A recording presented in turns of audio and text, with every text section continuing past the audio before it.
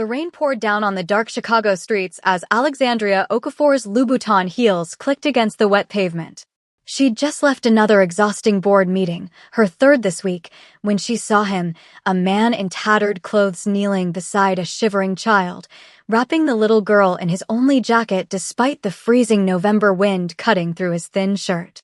The child's mother wept grateful tears as the beggar smiled, his face partially hidden under a worn baseball cap. Something about the gentle strength in his movements made Alexandria stop. She didn't know it yet, but that man, Kong Daejong, the one person Chicago's underworld feared most, would soon become her husband. And the lie she was about to ask him to tell would unravel secrets that could destroy them both, or bind them forever. If you love intense romance, powerful women, and secrets that could shatter everything, you're in the right place. Hit that subscribe button and ring the bell so you don't miss a single moment of Alexandria and Daejong's dangerous love story. Drop a comment telling me, would you hire a stranger to solve your problems? Now, let's dive into this wild ride. Alexandria Okafor hadn't built Okafor Luxury Automotive from the ground up by being timid. At 32, she was the youngest Black woman CEO in the luxury car industry, a force of nature in Hermes scarves and custom suits. Her father had started the company in their garage in Bronzeville, and she'd transformed it into a $100 million empire. But right now, standing outside a soup kitchen on South State Street, watching the beggar who'd given away his jacket disappear into the night, Alexandria felt desperate in a way no boardroom battle had ever made her feel. Her phone buzzed. Another text from her mother. Alexandria, your Aunt Gozi is asking about your boyfriend again. You promised you'd bring him to the anniversary gala. Don't embarrass me in front of the entire Nigerian community. Your father's legacy deserves better than a daughter who can't even maintain a relationship. Alexandria's jaw clenched. The gala. Her parents' 40th wedding anniversary celebration at the Drake Hotel. 300 guests.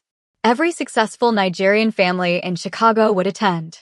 Every auntie would ask why brilliant, beautiful Alexandria was still single. Every uncle would suggest their nephew. And her ex, Chike, the man who'd stolen her designs and started a competing company, would be there with his new fiancé, ready to gloat. She'd lied 3 months ago, invented a boyfriend to get her family off her back. He's traveling for work, she'd said. You'll meet him at the gala. Now the gala was in 2 days, and she had no one. Alexandria made decisions quickly. It was her superpower. And as she watched the beggar return to his spot under the bridge, sitting down on a piece of cardboard with an ease that spoke of practice, she made another one. She walked toward him, her designer coat drawing stares from the others huddled in the shadows. Excuse me, she said. The man looked up, and for the first time, Alexandria saw his face clearly. Her breath caught. Beneath the grime and overgrown hair, he was stunning. Sharp cheekbones, intense dark eyes that seemed to look straight through her, and a mouth that curved with subtle amusement as he took in her expensive clothes. If you're here to save my soul, I'm afraid it's a lost cause, he said in lightly accented English. Korean, she guessed. I'm here to offer you a job. Alexandria crossed her arms. $10,000 for 2 days of work. His eyebrow arched. I don't do anything illegal. It's not illegal. I need you to pretend to be my boyfriend at a family event. For a long moment, he just stared at her. Then, to her surprise, he laughed, a rich, genuine sound that transformed his entire face. You want to hire a beggar to play your boyfriend? That's either very desperate or very stupid. It's practical, Alexandria shot back. My family is pressuring me. I told them I was seeing someone. The event is this Saturday. You show up, play the part, and leave with enough money to change your situation. Daejong studied her with those intense eyes. Alexandria felt exposed, like he could see every insecurity she'd ever buried under designer labels and quarterly profits. What's the catch? He finally asked. No catch. You clean up, wear the suit I provide, smile at my relatives, and pretend to be smitten with me for 6 hours. Can you do that? Smitten. His mouth quirked. That's your requirement? Believably smitten. My family is perceptive. Daejong stood, and Alexandria realized he was tall, several inches over 6 feet. Even in his ragged condition, he moved with a controlled grace that reminded her of the dancers she'd seen at the Joffrey Ballet. Why me? He asked. There are apps for this. Services. Why a random homeless man? Alexandria hadn't expected the question to sting, but it did. Why him? Because something about the way he'd given his jacket to that child made her think he understood sacrifice. Because the intelligence in his eyes suggested he could pull this off. Because she was running out of time and options. Because you don't know my world, she said honestly. You won't have expectations or try to leverage this into something more. It's a clean transaction. Nothing is ever clean, Dae-young said softly. But I'll do it. On one condition. Name it. 15,000. And you donate another 5 to the shelter on Wabash. Alexandria blinked. He was negotiating. And demanding charity. Done. They shook hands. His grip was firm, his palm calloused. For just a second, she felt a strange electricity where their skin touched, but she dismissed it. This was business. Nothing more. Meet me here tomorrow at 9 a.m., Alexandria said, handing him a business card. Don't be late. As she walked back to her waiting car, she didn't see the way Dae-young stared at her card, a shadow passing over his face. Nor did she see the black SUV that pulled up moments later, or the way the beggar climbed into the back seat where a man in an expensive suit waited. Boss, the man said in Korean. The Hwang family is getting aggressive. They've made 3 more moves into our territory this week. Dae-young, known in certain circles as the ghost of Chicago, the invisible hand that controlled half the city's underground economy, pulled off his dirty baseball cap and ran a hand through his hair. Let them think they're winning, Taemin. Did you trace the shipment? Yes. It's exactly as you suspected. They're using the automotive shipments to move product. Dae-young's eyes narrowed. Automotive. Which company? We're still investigating, but... Taemin hesitated. One of the suppliers is Okafor Luxury Automotive. Dae-young looked down at the business card in his hand. Alexandria Okafor, CEO. The universe had a twisted sense of humor. Increase surveillance, he ordered. But quietly. I don't want anyone knowing we're looking. And the woman? The CEO. Dae-young thought of Alexandria's fierce eyes, her straightforward proposition, the way she'd walked through the homeless encampment without fear. She's either innocent or the best actress I've ever seen, he said. I'm going to find out which. This fake relationship had just become very, very real. The next morning, Alexandria arrived at the agreed meeting spot with her assistant, Jordan, and a garment bag containing a custom Tom Ford suit. Dae-young was already there, waiting. In the daylight, even dirty and disheveled, his presence was magnetic. Several people gave him a wide berth, as if sensing something dangerous beneath the homeless disguise. You came, Alexandria said, surprised by her own relief. I gave my word. His voice was quiet, but absolute. Jordan handed him the garment bag and a hotel key card. There's a room at the peninsula. Shower, change, and meet us in the lobby in 2 hours. Can you manage that? Something flickered in Dae-young's eyes, amusement? Irritation? But he simply nodded. 2 hours later, Alexandria sat in the peninsula's lobby, checking emails and trying not to think about how insane this plan was. What if he stole the suit? What if he didn't show? What if? Is this acceptable? She looked up and her phone nearly slipped from her hands. The man standing before her bore little resemblance to the beggar from the bridge. Dae-young had scrubbed clean, his black hair styled back to reveal a face that belonged on magazine covers. The Tom Ford suit fit him perfectly. She'd guessed his measurements right, and he wore it with the ease of someone accustomed to luxury. But it was his eyes that held her. Clear, intense, and fixed on her with an attention that made her skin warm. You clean up well, she managed. So do you. She was wearing her usual work attire, a burgundy pencil skirt and cream silk blouse, but the way he said it made her feel underdressed and overdressed simultaneously. We need to get our story straight, Alexandria said, gesturing to the chairs. Professional. Keep this professional. My family will ask questions. We need to be consistent. For the next hour, they crafted their fictional romance. They'd met at a coffee shop in Wicker Park. She paused. What career would explain his current situation? Tell them I'm between ventures, Dae-young suggested. That I'm an investor who liquidated my holdings to pursue a new opportunity. That's oddly specific. He shrugged. It's believable. And close enough to the truth that I won't forget it.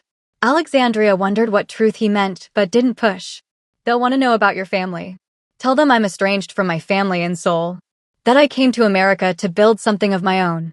Again, his voice carried an edge of something real. Okay.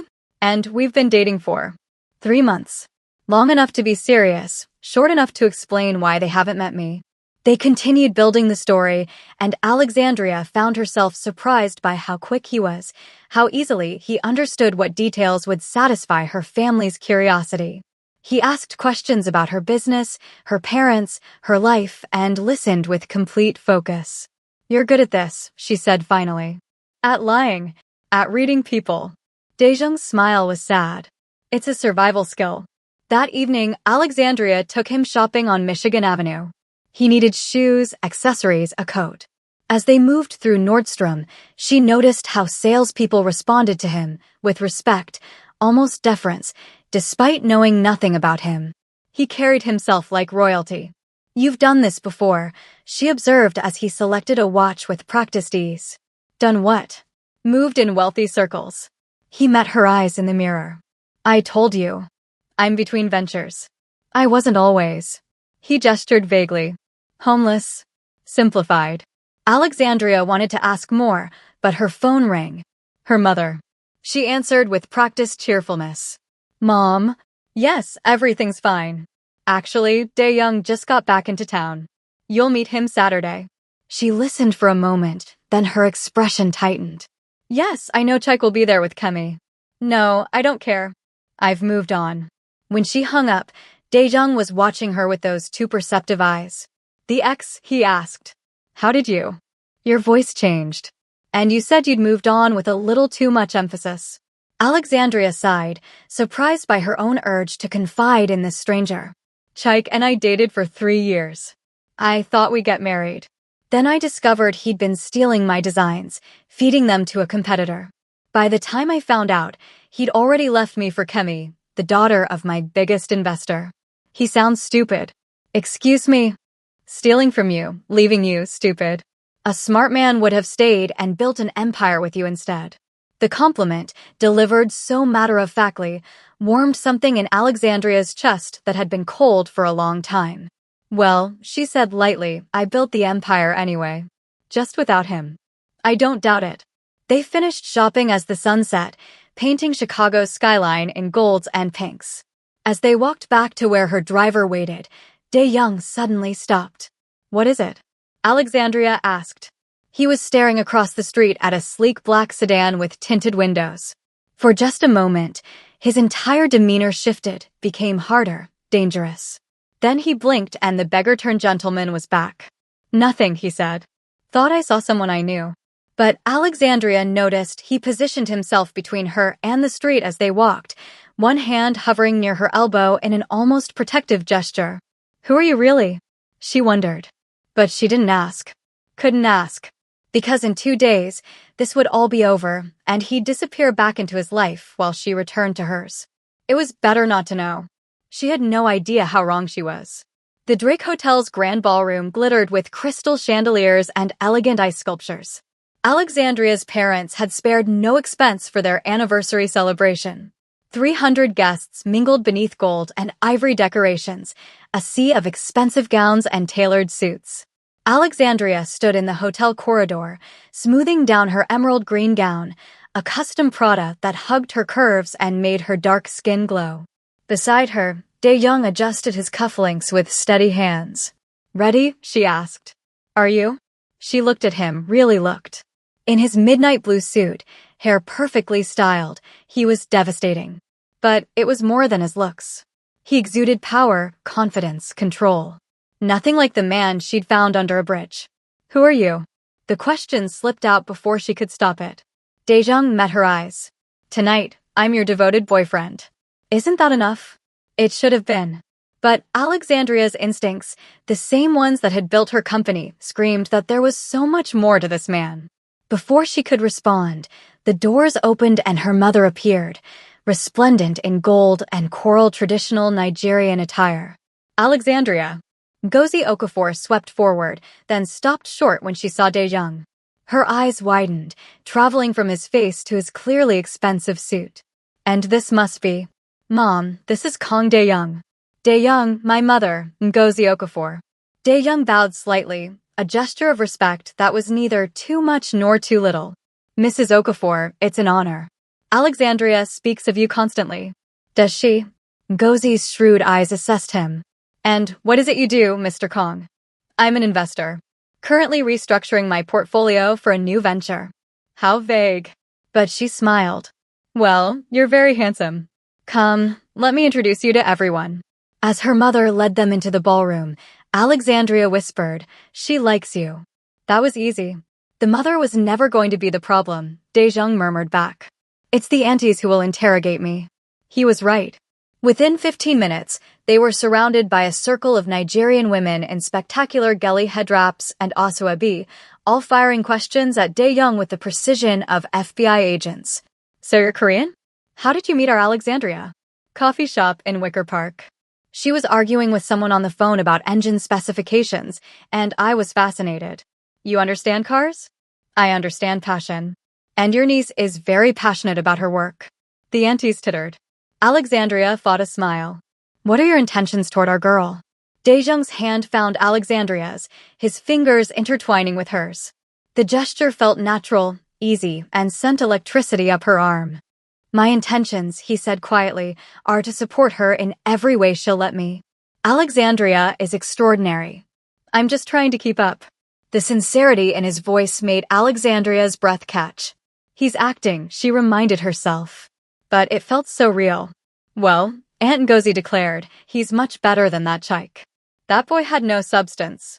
As if summoned by his name, Chaik appeared with Kemi on his arm. He was handsome in that conventional way, tall, broad-shouldered, with the easy smile of someone who'd never truly struggled. Kemi was model-thin and draped in diamonds. Alexandria, Chaik said with false warmth. Good to see you. Chaik. Kemi. Alexandria's voice was cool. Chaik's eyes slid to Dae-young, and something flickered across his face, surprise, then assessment, then barely concealed jealousy. And who's this? Kang Dae-young, Dae-young said, not offering his hand. Alexandria's boyfriend. Really? Chaik's smile turned sharp. Funny, I've never heard her mention you. Well, you've been gone for over a year, Alexandria said sweetly.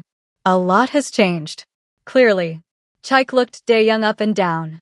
What do you do, Kang? I invest. In what? Opportunities. The vagueness clearly frustrated Chaik. You know, Alexandria, I'm surprised you'd date someone without a stable career.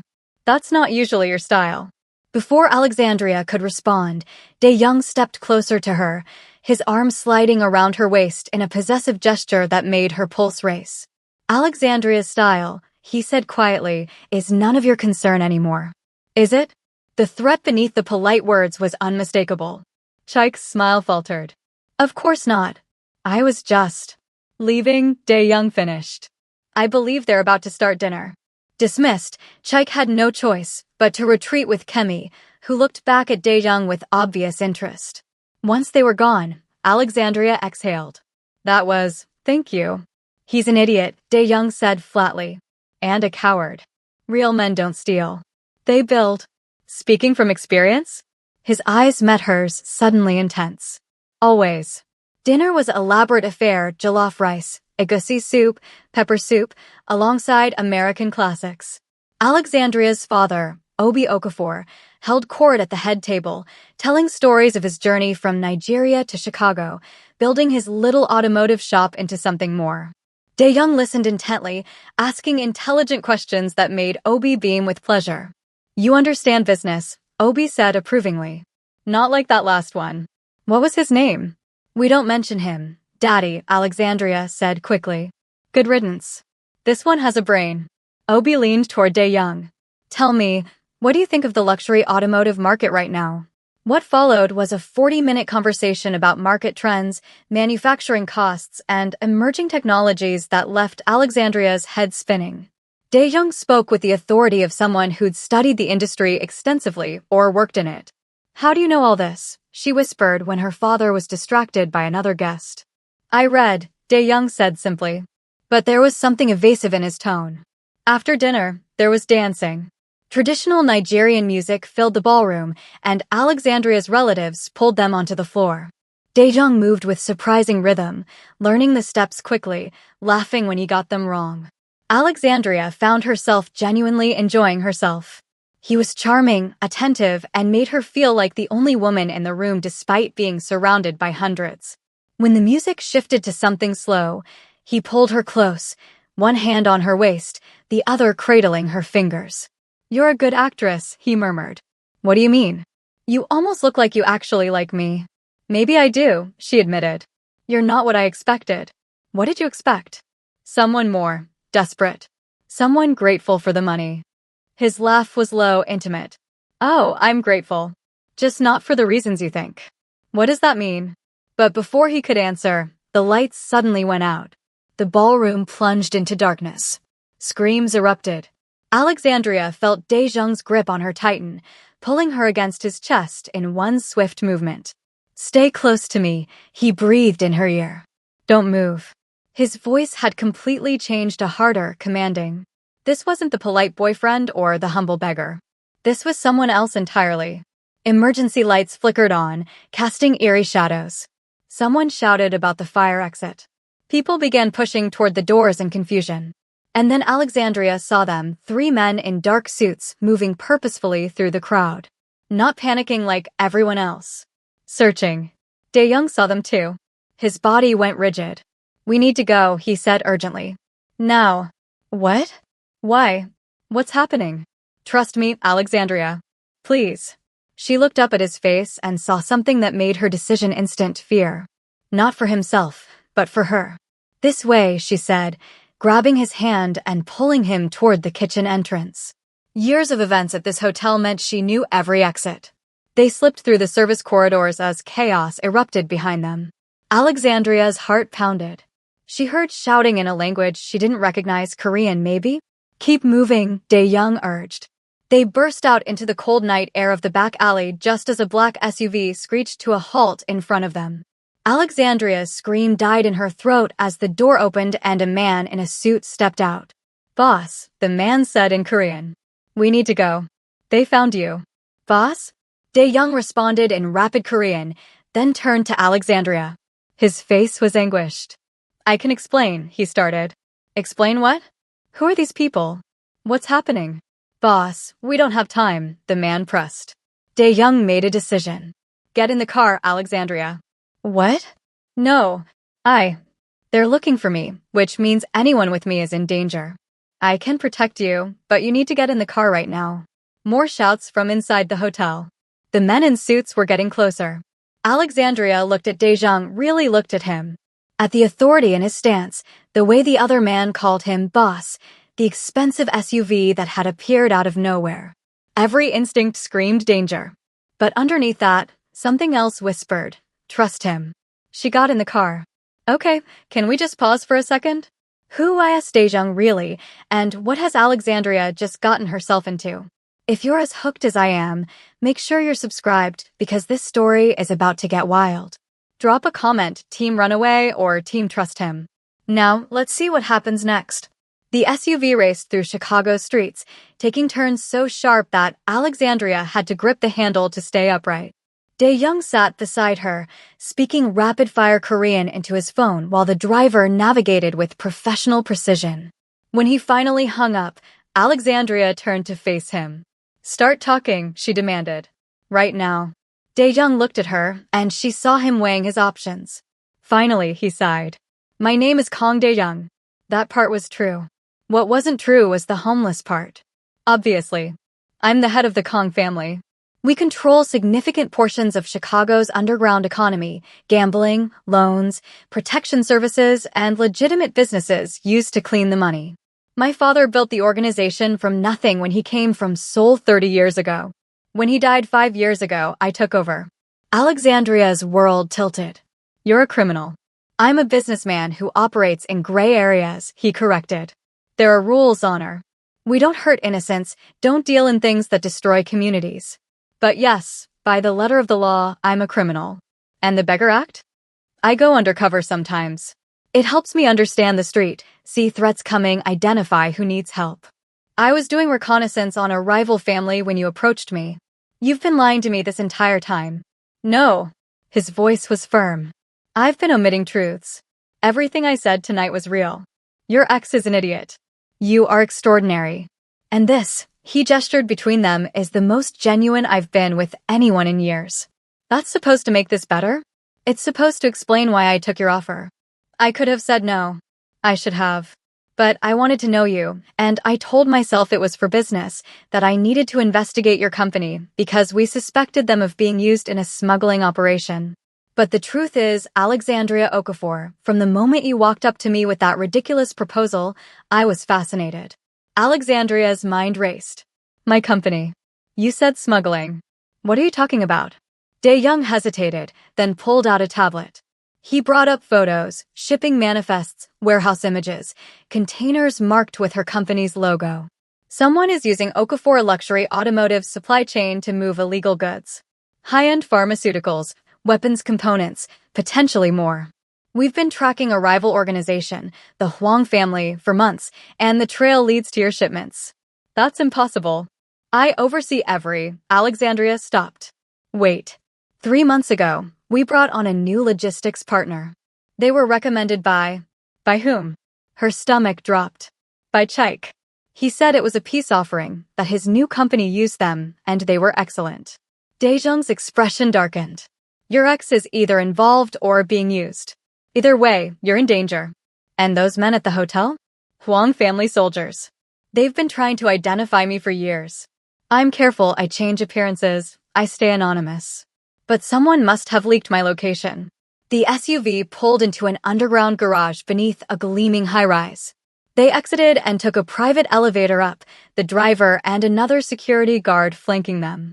The penthouse they entered was stunning, floor-to-ceiling windows overlooking Lake Michigan, modern furniture in blacks and grays, and subtle Asian artwork on the walls.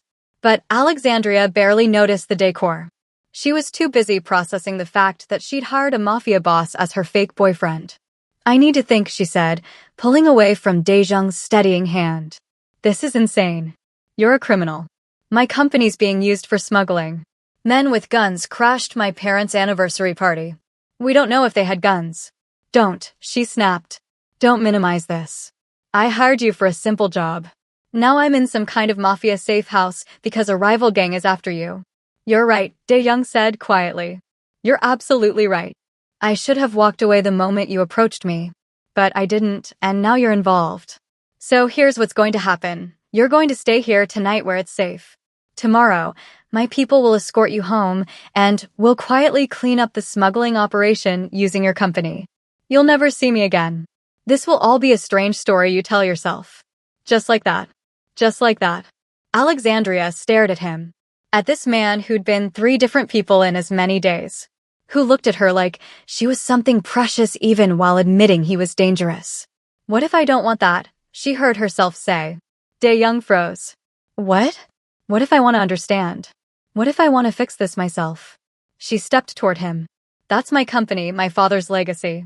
I'm not hiding in a penthouse while you quietly clean things up. I'm going to find out who's using my business for crime, and I'm going to end it. Alexandria, these aren't boardroom competitors. These are people who hurt others for a living. Then I'll need someone who understands their world. She lifted her chin. I'll need you. For a long moment, Dae-young just looked at her. Then he laughed, that same genuine laugh from the bridge, full of surprise and admiration. You're either the bravest woman I've ever met, or the most reckless. Can't I be both? His smile faded into something more serious. He crossed to her, stopping close enough that she could see the flecks of gold in his dark eyes. If you do this, there's no going back. You'll see things, learn things about how this city really works. It will change you. I'm already changed, Alexandria said. The moment I got in that car, my old life ended. So we might as well make it count. Dae-young reached out slowly, giving her time to pull away, and cupped her face in his hands. His touch was gentle, reverent. I should send you away, he murmured. Every smart instinct I have says to get you out of this. What do your other instincts say? That you're mine to protect. That I'd burn this entire city down before I let anyone hurt you. That I've been pretending for so long I'd forgotten what real felt like until you. Alexandria's breath caught. Dae-young. Stay tonight, he said. Not because you have to. Because you want to. Tomorrow, if you still want to fight this fight, we'll do it together. But tonight, let me keep you safe. She should say no. Should demand he take her home. Should run from this dangerous, impossible situation. Instead, she nodded. Alexandria woke to sunlight streaming through floor-to-ceiling windows and the smell of coffee. For a moment, she didn't remember where she was. Then it all came flooding back, the gala, the escape, Dae-jung's revelations. She was in a Mafia boss's guest room. She'd slept in the clothes Dae-jung's people had brought from her apartment, pajamas that someone had somehow retrieved from her bedroom without her keys. The efficiency was both impressive and terrifying. When she emerged, Dae-jung was in the kitchen, cooking. He'd traded his suit for dark jeans and a simple black t-shirt that showcased a lean, muscled frame. His hair was slightly messy, and for the first time, he looked his age, mid-30s, she guessed. You cook, she said. He glanced up and smiled. Surprised? Everything about you surprises me. Good. I'd hate to be predictable. He plated what looked like a Korean breakfast: rice, soup, several small dishes. Sit. We have a lot to discuss. Over breakfast, Dae-young laid out what his people had discovered. The logistics company Chaik recommended, Hanseol Shipping, was a Hwang family front. They'd been using Okafor Luxury Automotive's legitimate shipments to hide illegal goods, routing them through her warehouses without her knowledge. They needed a clean company, Dae-young explained. Yours has an impeccable reputation, minimal inspection issues, and routes that go exactly where they need. You were the perfect cover. But why would Chaik help them? What's in it for him? Money, probably. Or they have leverage. We're still investigating. Alexandria pushed rice around her plate, thinking. My quarterly audit is in 2 weeks. If illegal goods are in my warehouses and the auditors find them, your company is destroyed, you potentially face charges, and the Hwang family moves on to another patsy. Dae-jung's expression was grim. Which is why we need to move now. What's your plan? My plan is to handle it quietly. Your plan, I suspect, is more complicated. Alexandria met his eyes. I want evidence. Not just of the smuggling, but of who knew, who helped, and who's been lying to me. Then I want to destroy them legally and publicly. Revenge. Justice, she corrected. There's a difference. Dae-jung studied her for a long moment. All right. We do this your way. But we do it together, and you follow my lead when it comes to safety. Agreed. Agreed. Over the next week, Alexandria got an education in Dae-jung's world. She learned that he owned dozens of legitimate businesses, restaurants, real estate, a private security firm. The illegal operations were almost secondary, an inheritance from his father that he was slowly transforming. I'm not my father, he told her one evening as they reviewed shipping manifests in his office. He believed power came from fear. I believe it comes from respect and strategy. She met his inner circle, Taemin, his second-in-command, a serious man in his 40s who treated Dae-jung with absolute loyalty. Jiwoo, a brilliant woman who handled their tech and information gathering. Marcus, a former Marine who ran their security operations. They all treated Alexandria with cautious respect, clearly unsure what to make of the CEO their boss had brought into their world. He's never done this before, Jiwoo told her during a late-night coffee break. Brought someone into the operation, I mean. Dae-jung keeps his personal life and business separate. You must be special. I'm a complication, Alexandria said.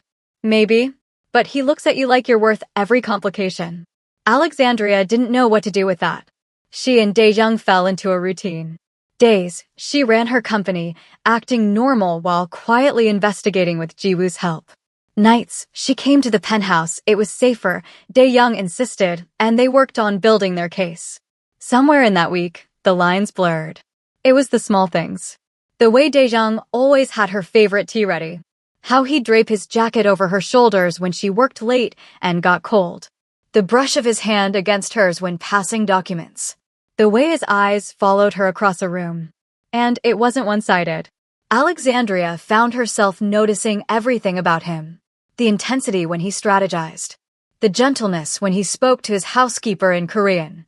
The rare, genuine smile that transformed his serious face. One night, working late in his office, She finally asked the question that had been bothering her. Why were you really on the streets? The truth this time. Dae-young looked up from his laptop. I told you. Reconnaissance. For 3 months? Jiwoo mentioned you've been doing these disappearances for years. That's not just reconnaissance. He was quiet for a long time. Then, my father was a hard man. He built this organization with blood and fear. When he died and I took over, a lot of people expected me to be the same. Ruthless. Cruel. But you're not. I try not to be. But this world, it's easy to lose yourself. To forget that the people affected by your decisions are real, have lives, feel pain. So sometimes, I strip away everything, the power, the money, the name, and I live as someone with nothing. It reminds me what matters. Keeps me human. Alexandria's heart ached. That's the loneliest thing I've ever heard. Maybe, but it's necessary. She stood and crossed to where he sat. Without overthinking it, she wrapped her arms around him from behind, resting her cheek against his shoulder. You're not alone anymore, she said softly. You know that, right? Dae-jung's hand came up to cover hers. Alexandria. I know this started as a transaction. I know it's complicated and probably stupid. But somewhere in this insane week, you became real to me.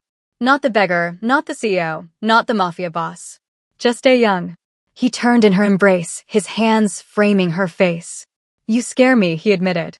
I've faced down rivals, negotiated with dangerous people, rebuilt an entire organization. But you make me want things I have no right to want. Like what? Like a normal life. Like mornings and coffee and someone who knows all my terrible secrets and stays anyway. Like you. Alexandria's pulse hammered. What if I want that too? Then we're both fools. So be it. He kissed her then, and it was nothing like she'd imagined. It was gentle and fierce, tender and desperate. His hands tangled in her hair while hers gripped his shirt, pulling him closer.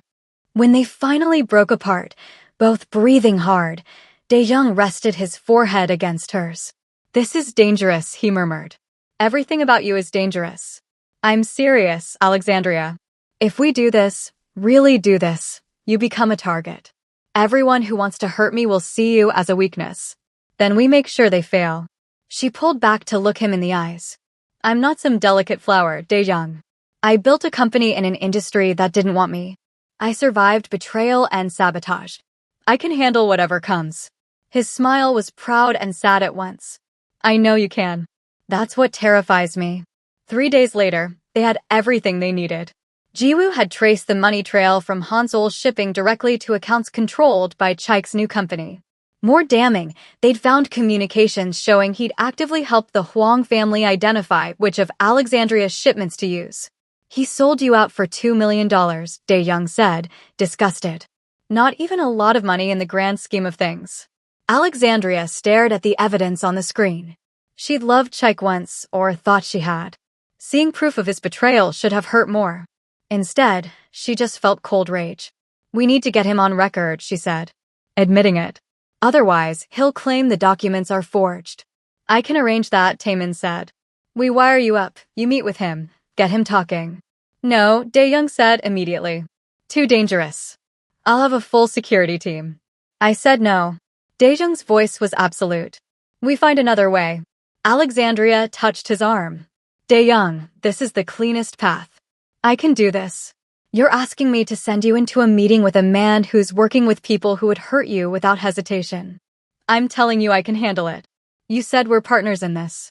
That means trusting me. They stared at each other, wills clashing. Finally, Dae-young looked away. Fine. But we do it my way. Full security, multiple exits, and at the first sign of trouble, you run. Agreed. Agreed. 2 days later, Alexandria sat in a cafe in the Loop, a wire taped to her skin beneath her blouse. Dae-young was in a van 2 blocks away, listening to every word. Taemin and Marcus were positioned at nearby tables. When Chaik walked in, Alexandria was struck by how ordinary he looked. Just a man in a suit, smiling like he hadn't destroyed her trust. Alexandria, he said, sliding into the booth across from her. I was surprised you wanted to meet. I wanted to clear the air, she said. I think we left things badly. We did. And I've regretted it. He reached across the table for her hand. She let him take it, stomach churning. I made a mistake, leaving you for Kemi. She's nothing compared to what we had. Really? That's interesting, because I heard you're engaged. Engaged isn't married. His smile was smarmy. And I've been thinking about your new logistics partnership. Hansol shipping, right? How's that working out? Here we go.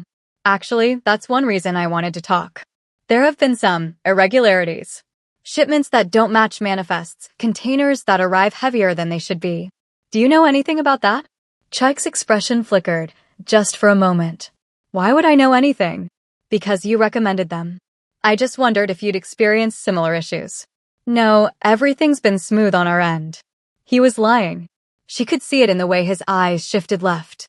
Maybe you should talk to them directly. Maybe I will. Or maybe. She leaned forward.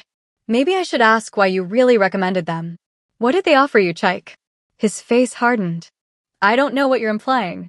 I think you do.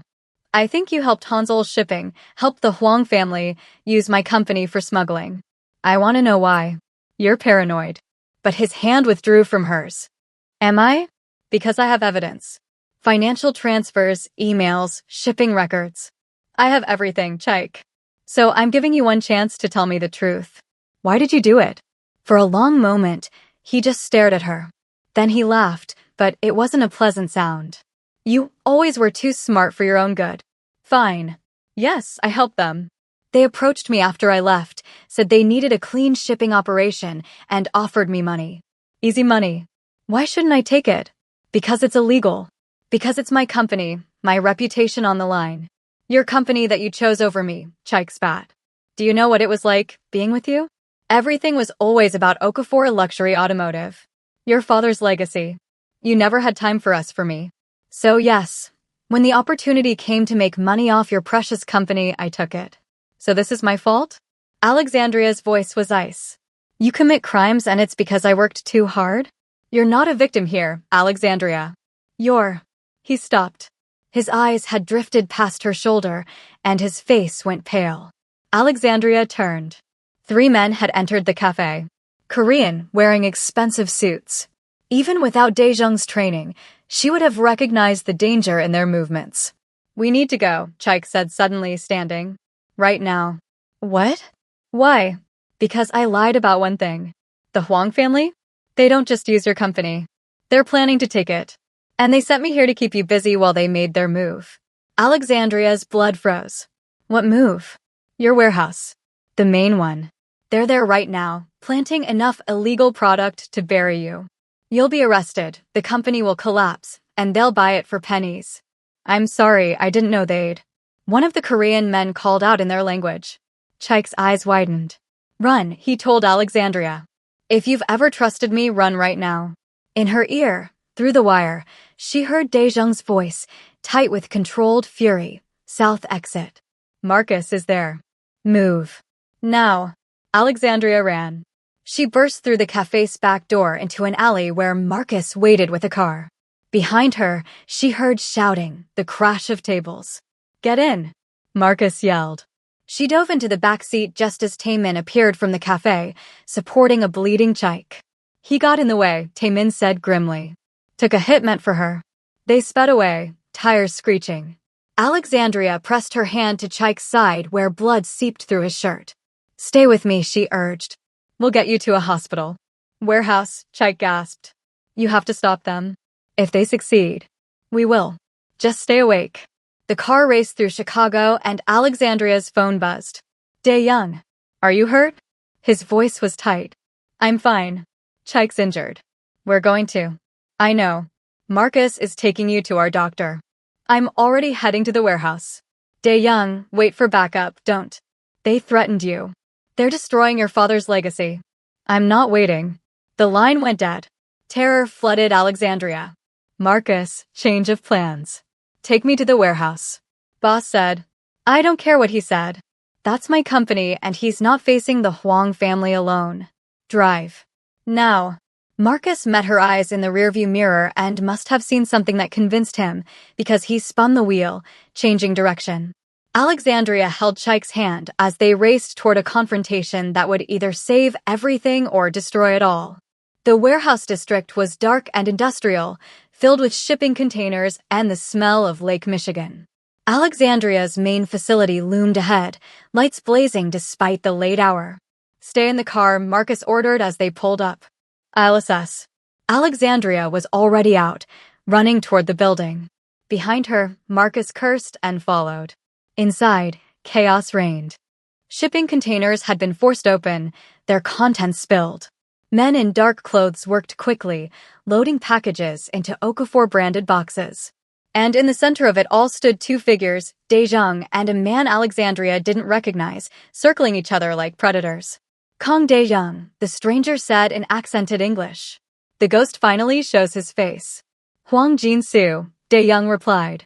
"You should have stayed in your territory." "There is no territory anymore. Only opportunity. And this company," he gestured around, "is a golden opportunity. The company belongs to someone under my protection." "You're done here." Huang laughed. "Your protection? Since when does the ghost protect anyone but himself?" "Unless..." His eyes sharpened. "Unless she's more than just business." "Last warning. Leave. Now. Or what? You'll fight all my men? You may be good, Kong, but you're not that good." Daejung smiled, and it was terrifying. "Want to test that theory?" That's when Alexandria stepped forward. "Actually, you're all trespassing. This is private property, and I've already called the police." Every head turned toward her. "Alexandria, no," Daejung breathed. Huang's expression turned calculating. "So she is important. How interesting." He snapped his fingers and two of his men moved toward her. Daejung moved faster. What happened next was like watching a choreographed dance. Daejung intercepted the first man with a strike to the solar plexus that dropped him instantly. The second he disarmed with a twist of the wrist that Alexandria barely saw, sending the gun skittering across the floor. But there were more men. So many more. "Marcus!" Alexandria shouted. Her protector was already moving, taking on two men at once with brutal efficiency. More of Daejung's people poured in from other entrances. They'd been waiting, Alexandria realized. This was a trap, but not the kind Huang had expected. In minutes, it was over. Huang's men were subdued, and the man himself stood with Daejung's gun pressed to his temple. "You have a choice," Daejung said coldly. "Leave Chicago. Tonight. Take your operations and go. Or I end this permanently." "You won't kill me," Huang spat. "You don't have the stomach for it. Everyone knows the ghost has gone soft." "You're right." Daejung lowered the gun. "I won't kill you. But I don't have to." He gestured, and Jiwoo appeared with a laptop, turning it to show Huang the screen. The man's face went ashen. "That's every illegal operation you run. Every bribe you've paid. Every crime you've committed. All documented, packaged, and ready to send to the FBI, the Chicago PD, and the Korean National Police. You'll be finished in 3 countries. You're bluffing. Try me." Sirens wailed in the distance. "Getting closer." "The authorities are already coming," Alexandria said, stepping up beside Daejung. "But they're coming for the illegal goods you planted in my warehouse. Goods that conveniently have your fingerprints all over them, thanks to Jiwoo's careful documentation. So you can either run now and leave the city, or stay and explain to the police why you're here." Huang's jaw worked. He looked between Daejung and Alexandria, then at his subdued men. "This isn't over," he snarled. "Yes," Daejung said quietly. "It is. Because if you ever threaten her again, if you ever even think her name, I won't be civilized. I'll do what my father would have done, and believe me, you don't want that." The threat hung in the air, absolute and terrifying. Huang made his choice. He nodded to his men, and they retreated, disappearing into the night just as the police lights became visible. "We need to go too," Taemin said urgently. But Alexandria shook her head. "No. I stay. This is my warehouse, my company. I'll talk to the police, show them what was planted, explain that we discovered it during a routine check. You all need to disappear before they start asking questions." Daejung grabbed her hand. "Alexandria, I've got this. Trust me." For a long moment, they just looked at each other. Then Daejung pulled her close, kissing her hard and desperate. "Be careful," he whispered against her lips. "I'll be watching." Then he was gone, melting into the shadows with his people like he'd never been there at all. When the police arrived, they found Alexandria Okafor, CEO, standing in her warehouse surrounded by illegal goods, with a perfectly plausible story about discovering the smuggling operation and immediately calling authorities. She was, after all, very good at her job. The fallout took weeks to settle. Chaik survived his injuries and, facing overwhelming evidence of his involvement in the smuggling operation, turned state's witness. He gave up everything he knew about Hansol's shipping and the Huang family's operations in exchange for a reduced sentence. Alexandria's company was cleared of wrongdoing. In fact, her proactive discovery and reporting of the smuggling made her a minor celebrity, the CEO who'd protected her father's legacy and helped bust a major criminal operation. The Huang family fled Chicago. Rumor had it they'd returned to Seoul, broken and humiliated. And Alexandria hadn't seen Dae-young in 17 days. Oh, she knew he was watching. She'd catch glimpses of his security team. Find little signs, her favorite tea in her office when she knew she hadn't ordered it, a coat draped over her chair when she worked late. Once, she'd found a note in his handwriting, "Stay safe. Please." But he didn't come to her. "He's protecting you," Ji-woo explained when Alexandria finally cornered her at a coffee shop. "The FBI is investigating the smuggling case. If they connect you to Dae-young, it could ruin everything you've built." "I don't care." "But he does. He cares about you enough to stay away." "That's the stupidest logic I've ever heard." Ji-woo smiled sadly. "It's how he loves. By protecting, even from himself." That night, Alexandria made a decision. She drove to the penthouse. She still had the key code he'd given her. Let herself in. And waited. Dae-young came home just after midnight. He froze when he saw her standing by the windows, silhouetted against the Chicago skyline. "Alexandria." Her name was a prayer and a curse. "You shouldn't be here. Where else would I be? Living your life. Running your company. Being safe. I am safe. The investigation cleared me. The smugglers are gone. Everything is fine. For now. But my world." "Stop." She crossed to him. "Just stop. I know your world is dangerous. I know being with you comes with risks. I know all of it, Dae-young. And I'm here anyway." "Why?" His voice broke. "Why would you choose this? Choose me. Because somewhere between hiring you as a fake boyfriend and watching you face down a rival gang in my warehouse, I fell in love with you. The beggar who gave his coat to a child. The boyfriend who charmed my mother. The boss who protects his people. The man who goes undercover as homeless to remember his humanity. All of you. I'm dangerous. You're also kind. I've done terrible things. You're trying to be better. People will target you because of me. Then we'll face them together." Dae-young stared at her, and she watched the war play out across his face, want and fear, hope and resignation. "I can't give you a normal life," he said finally. "There will always be secrets, always be danger. You deserve better. I deserve to choose. And I choose you. Alexandria. Do you love me?" Silence. Then, "Yes. God help me, yes. Then that's all that matters. We'll figure out the rest." He closed the distance between them in 2 strides, cupping her face in his hands like she was something precious and fragile. "If we do this, we do it right," he said fiercely. "Not fake, not pretend. Real. You and me." "Real," she agreed. "I'll probably drive you crazy. I'm controlling and overprotective, and I'll want to know where you are every moment. I'm stubborn and workaholic, and I'll fight you on everything." "Perfect." He smiled, that real smile she loved. "We'll be a disaster. The best kind." He kissed her then, and it felt like coming home and setting sail simultaneously. When they broke apart, Alexandria was breathless. "So what now?" she asked. "Now," Dae-young threaded his fingers through hers. "Now I introduce you to my world properly. Not as someone I'm protecting, but as my partner. There will be people to meet, alliances to navigate, and probably some who'll challenge this. Let them. And your world? Your family, your company." Alexandria thought of her mother, her father, the business she'd built. "They'll adjust. My parents liked you, remember? Even if they learn the whole truth, they'll see what I see, a man trying to build something better. You have more faith than I do. Then I'll have enough for both of us." Over the following months, Alexandria discovered what it meant to live in 2 worlds. By day, she was still Alexandria Okafor, CEO. She rebuilt her supply chain with trusted partners, implemented new security protocols, and launched a new line of electric luxury vehicles that won international acclaim.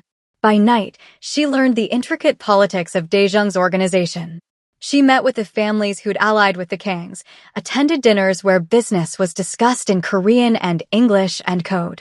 She learned which handshakes meant alliance and which meant warning. And slowly, she helped Daejung transform his empire. "We don't need the protection rackets," she argued one night over dinner with his inner circle. "You have enough legitimate businesses to clean the money you need. Why maintain operations that hurt small businesses?" "Tradition," Taemin said. "That's how things have always been done." "Then change tradition." She looked at Daejung. "You said you're not your father. Prove it." He did. Over 6 months, the Kang family quietly exited several illegal operations, investing instead in legitimate businesses. There was pushback, some of the old guard left, some allies questioned the changes. But Daejung held firm, with Alexandria at his side.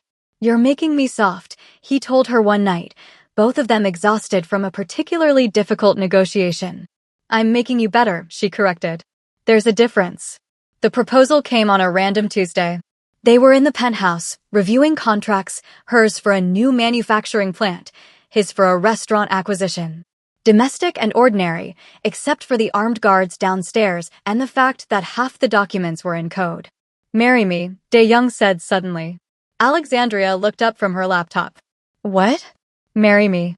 For real this time, not as a fake boyfriend at a gala. Marry me because I can't imagine my life without you. Because you make me want to be the man you see when you look at me. Because I love you." Her heart hammered.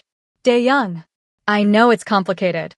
I know I'm asking you to tie yourself to someone with a dangerous past and uncertain future. But I'm also promising to spend every day earning the gift of your love. To protect you, support you, challenge you. To build an empire with you, not just mine or yours, but ours." Alexandria thought of everything they'd been through. The fake relationship that became real. The danger and the drama. The way he'd risked everything to protect her company. The way she'd walked into his world without hesitation. "Yes," she said. His eyes widened. "Yes, yes, I'll marry you. But on one condition. Anything. We do it my way. Big wedding, all our families, your world and mine mixing together. No hiding, no secrets. If we're doing this, we're doing it loud and proud." Daejung laughed, bright and joyous. "That's the most dangerous thing you've ever suggested." "Good. I'd hate for married life to be boring." He pulled her into his lap, kissing her thoroughly.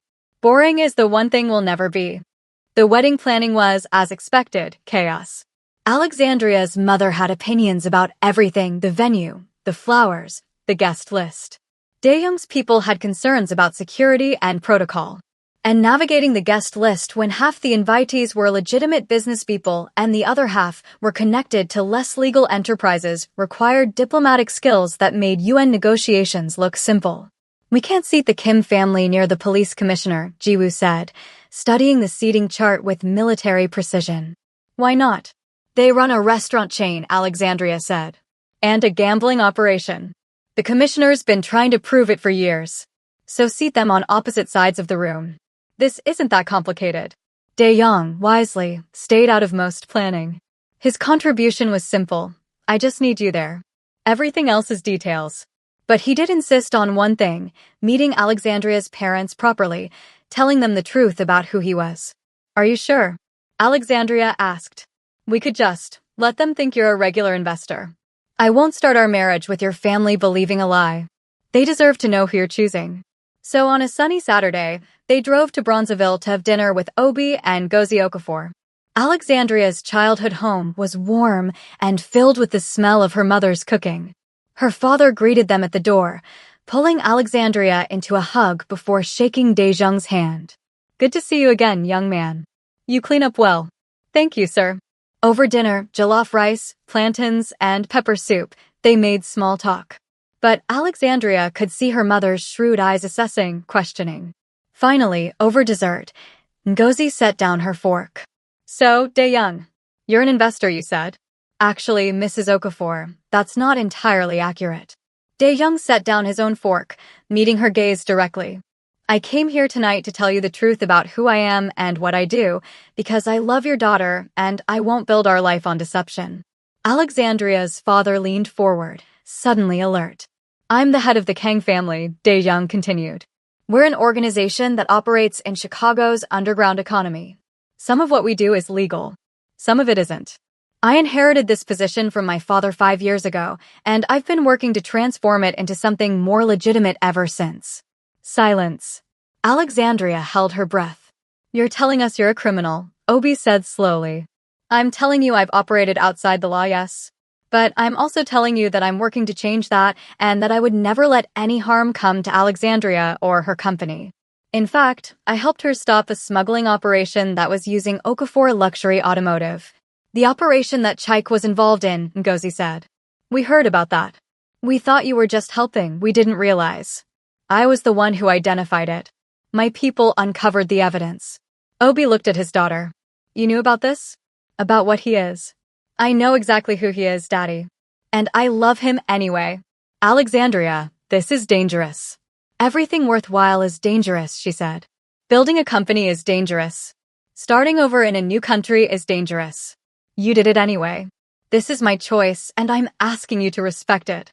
Her parents exchanged a long look, communicating in that wordless way of couples who'd been together for 40 years. Tell me, Ngozi said to Dae-jung, when you were pretending to be Alexandria's boyfriend at our anniversary, were your feelings pretend too? No, ma'am. Even then, I knew she was extraordinary. I just didn't think I had the right to pursue her. But you did anyway. She didn't give me much choice. He smiled slightly. Your daughter is persuasive. She gets that from me, Ngozi said. Then, surprising everyone, she laughed. Well, this is certainly more interesting than Chaik ever was. Ngozi. Obi looked scandalized. Oh please, Obi. That boy was boring and a thief. At least this one is honest about his complications. She looked at Dae-jung seriously. But if you hurt my daughter, criminal or not, you'll answer to me. Understood? Yes, ma'am. Though I should warn you, she's far more dangerous than I am. Smart man.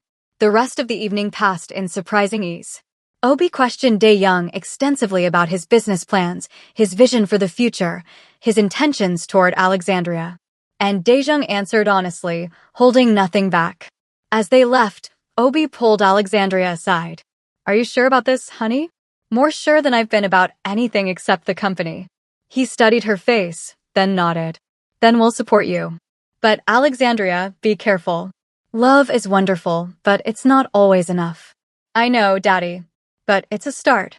The wedding took place on a perfect June day at the Chicago Botanic Garden. 300 guests, Nigerian families, Korean families, business associates, both legitimate and otherwise, gathered under white tents decorated with orchids and roses.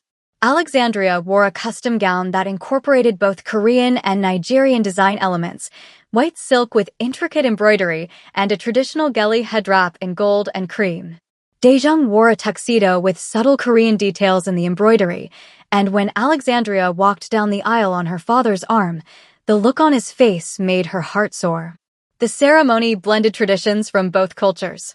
They bowed to honor Dae-jung's ancestors, and they jumped the broom to honor Alexandria's heritage. They exchanged vows in English and Korean, promises that rang with sincerity. I promise to stand beside you, Alexandria said, in boardrooms and back alleys, in light and shadow. Your world is my world now. I promise to honor you, Dae-jung replied, to protect what you've built while helping you build more. Your dreams are my dreams now. When they kissed, the applause was thunderous. At the reception, the two worlds mixed in ways that were both hilarious and heartwarming. Alexandria's aunties interrogated Dae-jung's associates about their intentions and relationship status. Korean elders taught Nigerian uncles drinking games. Children from both families chased each other through the gardens, their laughter universal. During their first dance, Dae-jung pulled Alexandria close. Regrets yet? He murmured. Not even a little. You. Only that I didn't find you sooner. We found each other at exactly the right time. Any sooner and we wouldn't have been ready. Wise words from Mrs. Kong. I'm keeping Okafor professionally, she reminded him. I know. I wouldn't expect anything else. As they swayed to the music, surrounded by everyone they loved, Alexandria felt a peace she hadn't known she was searching for. This was what she'd been missing, not just love, but partnership. Someone who challenged her, protected her, and stood beside her as an equal. "What are you thinking?" Daejung asked, reading her expression. "That this is the most insane, beautiful, complicated thing I've ever done. Marrying me? Choosing you. Choosing us. Choosing to build a life that doesn't fit into neat categories or simple explanations. Second thoughts. Not a single one. You're mine now, Kang Dae-young. For better or worse. Usually worse with me. Good. I'd hate for things to be boring." He laughed, spinning her in a move that was both elegant and playful. "Boring is the one thing we'll never be." 1 year later, Alexandria stood in front of a wall of windows in the office building she and Daejung had just purchased together. Below, Chicago sprawled in all its messy, beautiful glory. Okafor Luxury Automotive had just landed a contract with a major European distributor. The Kang family had exited the last of its illegal operations, transforming into a legitimate investment firm. And Alexandria and Daejung's joint venture, a foundation supporting small businesses in underserved communities, had just awarded its first round of grants. "You're thinking too loud," Daejung said, coming up behind her and wrapping his arms around her waist. She leaned back against him, savoring his warmth. "Just thinking about how far we've come. From a fake relationship to real empire builders. It's quite a journey. Do you miss it? The danger, the underground world." He was quiet for a moment, considering. "Sometimes I miss the simplicity of it. The clear rules, the defined roles. But what we're building now is more meaningful. Harder, but better. No regrets. Only one." Alexandria turned in his arms, concerned. "What?" "That I didn't take your proposition more seriously from the start. I wasted time pretending I was only interested in you for business reasons. We found our way here eventually." "We did." He kissed her softly. "And I'd do it all again, the danger, the chaos, all of it, if it meant ending up here with you." "Careful. You're getting soft." "Only for you." Alexandria's phone buzzed. She glanced at it and smiled. "Your mother wants to know when we're giving her grandchildren." Dae-young groaned. "She asked you?" "She's been hinting at me for months." "What did you tell her?" "That we'd talk about it when we were ready." "What do you want to tell her?" Alexandria looked out at the city, thinking about the future they were building. A future that was complicated and unconventional, but entirely theirs. "Tell her we're working on it," she said finally. "But in our own time, our own way. Like everything else." "Exactly." As the sun set over Chicago, painting the sky in golds and purples, Alexandria Okafor stood with her husband and thought about the strange journey that had brought them here. A journey that started with a desperate lie, a fake relationship with a beggar who is secretly a king. She'd hired him to solve a problem, and instead, he'd become her solution to everything. Her partner, her love, her equal. "What are you smiling about?" Dae-young asked. "Just thinking about how I hired you for $10,000 and 2 days of work and ended up with a lifetime. Best investment you ever made?" "Second best," she corrected. "The best was choosing to get in that car the night of the gala. That's when everything changed. For me too." They stood together as darkness fell, two people from different worlds who'd built a third world entirely their own. It wasn't perfect. It wasn't simple. But it was real, and it was theirs. And that was more than enough. It was everything. And that's the end of Alexandria and Daejung's story. From a fake relationship to real love, from separate empires to building something beautiful together. If you love this journey, smash that like button, subscribe for more dramatic romance stories, and comment below. Would you take a chance on someone from a completely different world? What story should I tell next? Thanks for watching, and remember, the best love stories are the ones we choose for ourselves, not the ones others expect from us. See you in the next one.